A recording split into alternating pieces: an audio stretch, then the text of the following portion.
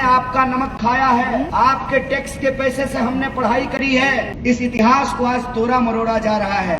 इस खेल में जब समाज फंसता है तो समाज के ऊपर गुलामी थोपी जाती है। वाह रे बबुआ, नया नया सरकार बनाए, दो टर्म सरकार क्या बनाए कि हमसे हमारा इतिहास पूछने लगे हो।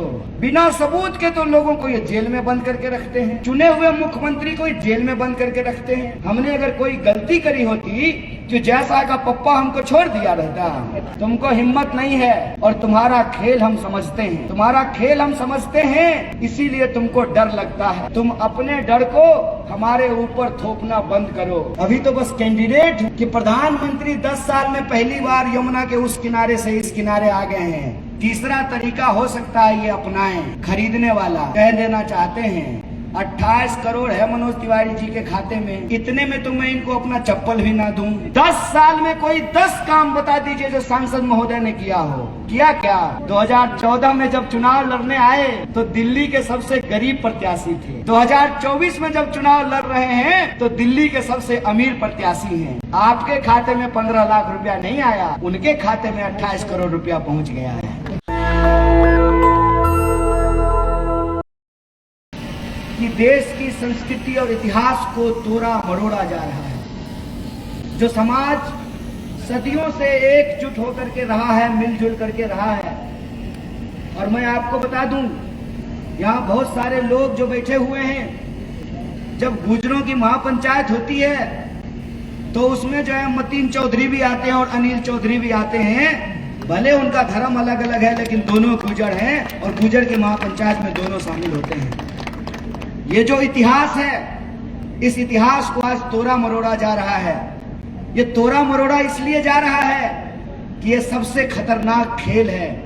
इस खेल में जब समाज फंसता है तो समाज के ऊपर गुलामी थोपी जाती है। मैं आपको याद दिलाना चाहता हूं, इसी तरह की गुलामी हमारे ऊपर थोपी गई जब इस देश में अंग्रेज व्यापारी बनकर के आए थे और बोले थे जहांगीर की दरबार में जाकर के कि हम तो साहब व्यापार करने आए हैं। व्यापार करते करते पूरा देश बेच डाला, ईस्ट इंडिया कंपनी की गुलाम बना दी देश को और ब्रिटिश क्राउन का गुलाम बना दिया भारत को। उस गुलामी के खिलाफ आजादी के आंदोलन में मिलकर के लोग फिर से लड़े। मौलाना अबुल कलाम आजाद भी लड़े, महात्मा गांधी भी लड़े, सुभाष चंद्र बोस भी लड़े, चंद्रशेखर आजाद भी लड़े, शहीद आजम भगत सिंह भी लड़े और तमाम लोगों ने मिल करके हमको आजादी दिलाई। हमने आपका नमक खाया है, आपके टैक्स के पैसे से हमने पढ़ाई करी है, हमने डॉक्टरेट की उपाधि ली है, हमने पीएचडी करी है।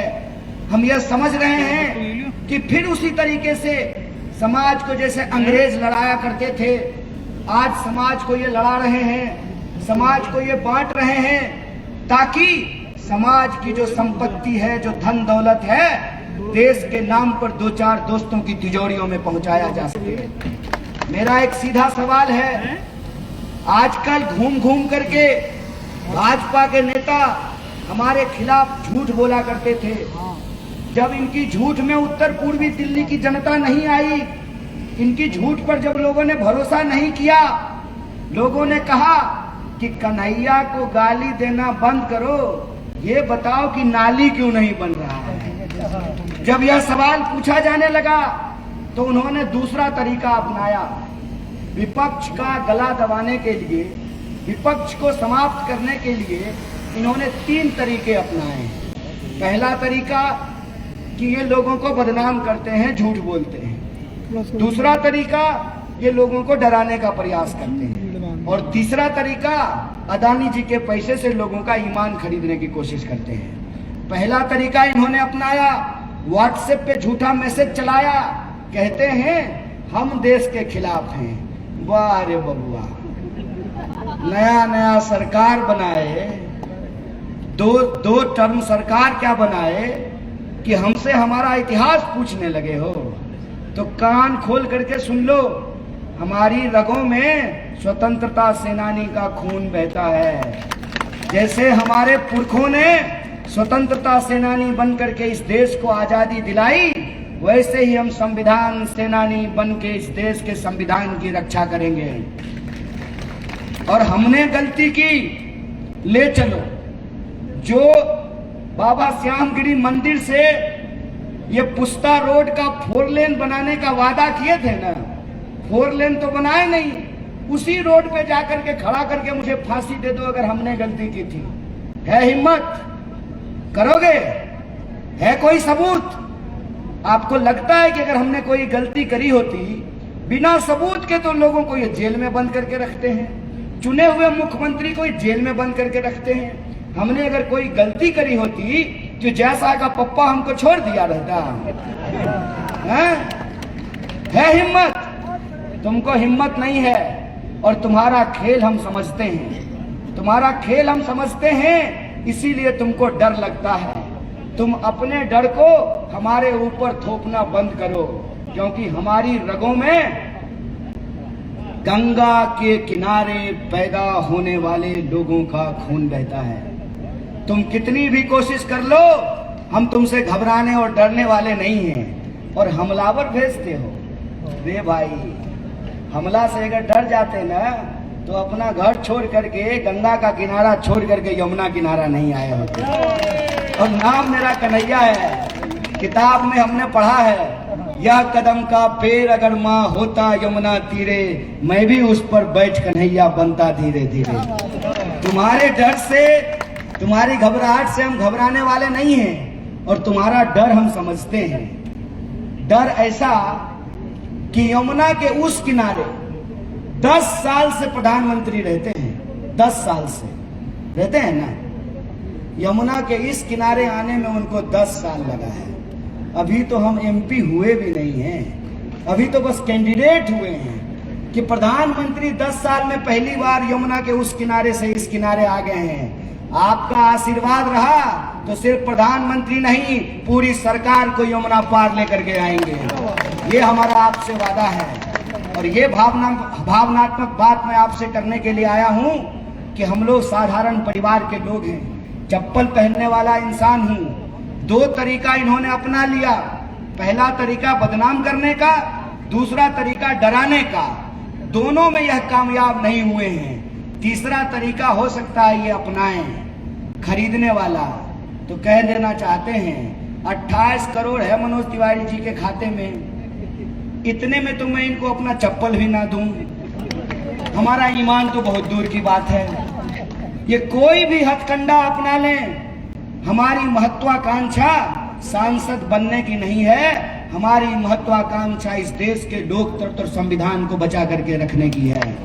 इसीलिए 36 बिरादरी के 2400 गांव के आदरणीय बुजुर्गों और नौजवानों से एक बात मैं कहना चाहता हूं, अगर सिर्फ एक एमपी बनने की बात होती ना तो लोग अपना ईमान किसी को भी बेचने के लिए तैयार हैं। अगर आज हम आपके बीच आए हैं और हमारे नेता कांग्रेस पार्टी के राष्ट्रीय अध्यक्ष श्री मल्लिकार्जुन खड़गे, कांग्रेस पार्टी के पूर्व अध्यक्ष श्री राहुल गांधी और हमारी कांग्रेस पार्टी ने, और ये बात मैं अपने ऑब्जर्वर श्री सचिन पायलट की मौजूदगी में कह रहा हूं, अगर मुझे कैंडिडेट बना करके भेजा है तो सवाल एक सीट जीतने का नहीं है, सवाल इस बात का है कि उत्तर पूर्वी दिल्ली की जनता के साथ जो 10 साल से अन्याय हो रहे हैं, उस अन्याय का एक एक हिसाब लेने के लिए हम आए हैं।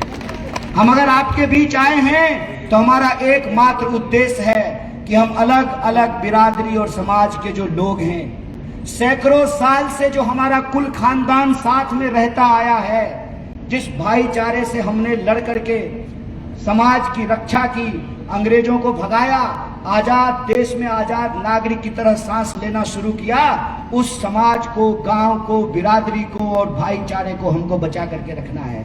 हमारा 3 उद्देश्य है। हम चाहते हैं उत्तर पूर्वी दिल्ली के लोगों के बीच में शांति रहे। उत्तर पूर्वी दिल्ली के लोगों के लिए जो 10 साल से अन्याय हुआ है, हम न्याय को सुनिश्चित करें और उत्तर पूर्वी दिल्ली में जो रहने वाले लोग हैं उनकी प्रगति हो।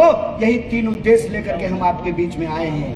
शांति, न्याय और प्रगति का उद्देश्य लेकर के हम आपके बीच में आए हैं। और आपको प्रगति की बात मैं इसलिए कहता हूं, आप सब लोग जानते हैं यमुना के उस किनारे और इस किनारे में कितना फर्क हो जाता है। जब आप पुल क्रॉस करके इधर से उधर जाते हैं, दिल्ली बदल जाती है। आप पुल क्रॉस करके उधर से इधर आते हैं, दिल्ली बदल जाती है। क्यों होता है ऐसा? ऐसा इसलिए होता है कि जो लोग गद्दी पे बैठे हुए हैं वो हमको बार बार अपमानित करते हैं। दिल्ली की 7 सीट है, 6 सीट पर बीजेपी ने कैंडिडेट बदल दिया, लेकिन उत्तर पूर्वी दिल्ली पर कैंडिडेट नहीं बदला। क्यों नहीं बदला? क्योंकि बीजेपी सोचती ये है कि ये उत्तर पूर्वी दिल्ली के लोग हैं, ये हमारा क्या कर लेंगे। तो मैं आप 24 गांव के सदस्यों को कहना चाहता हूं कि आपको बीजेपी को भी एक संदेश देने की जरूरत है, और संदेश दीजिए। अभी तो चुनाव प्रचार करने के लिए प्रधानमंत्री आए हैं, ऐसा संदेश दीजिए कि अगली बार भाजपा भी पीएचडी कैंडिडेट आपके बीच में भेजे। यह बात मैं आपसे कहने के लिए आया हूं। और आखिरी बात बोल करके अपनी बात को समाप्त करूंगा। आप बता दीजिए, कहते हैं ना, हाथ कंगन को आरसी क्या, पढ़े लिखे को फारसी क्या। मनोज तिवारी जी ने काम किया है? 10 साल में दिखाई दिए हैं? यहाँ 4 लेन पुस्ता रोड बनाना था, बन गया? वो कन्वेंशन हॉल खोलने वाले थे, खुला? पार्क बना? कौन सा वादा उन्होंने पूरा किया? 10 साल में कोई 10 काम बता दीजिए जो सांसद महोदय ने किया हो। किया क्या? 2014 में जब चुनाव लड़ने आए तो दिल्ली के सबसे गरीब प्रत्याशी थे। 2024 में जब चुनाव लड़ रहे हैं तो दिल्ली के सबसे अमीर प्रत्याशी हैं। आपके खाते में 15 लाख रुपया नहीं आया, उनके खाते में 28 करोड़ रुपया पहुंच गया है। इसका फैसला आप लोगों को करना है। और तमाम महंत, आदरणीय महंत जी हैं, तमाम प्रधान और इस 24 गांव में रहने वाले 36 बिरादरी के लोग हैं, आपको अपना भविष्य तय करना पड़ेगा। आपको अपने आत्मसम्मान की रक्षा करनी पड़ेगी, और जो तानाशाही देश पे थोपा जा रहा है उसके खिलाफ आपको अपने संविधान की रक्षा करनी पड़ेगी। नेशनल दस्तक की आपसे गुजारिश है कि अगर इसको बचाना चाहते हैं तो नेशनल दस्तक को सब्सक्राइब करने के लिए रेड कलर के सब्सक्राइब बटन को दबाएं, फिर बेल आइकन की घंटी दबाएं। नेशनल दस्तक को बचाने के लिए बहुत जरूरी है कि हर खबर को शेयर करें, लाइक करें, कमेंट जरूर करें।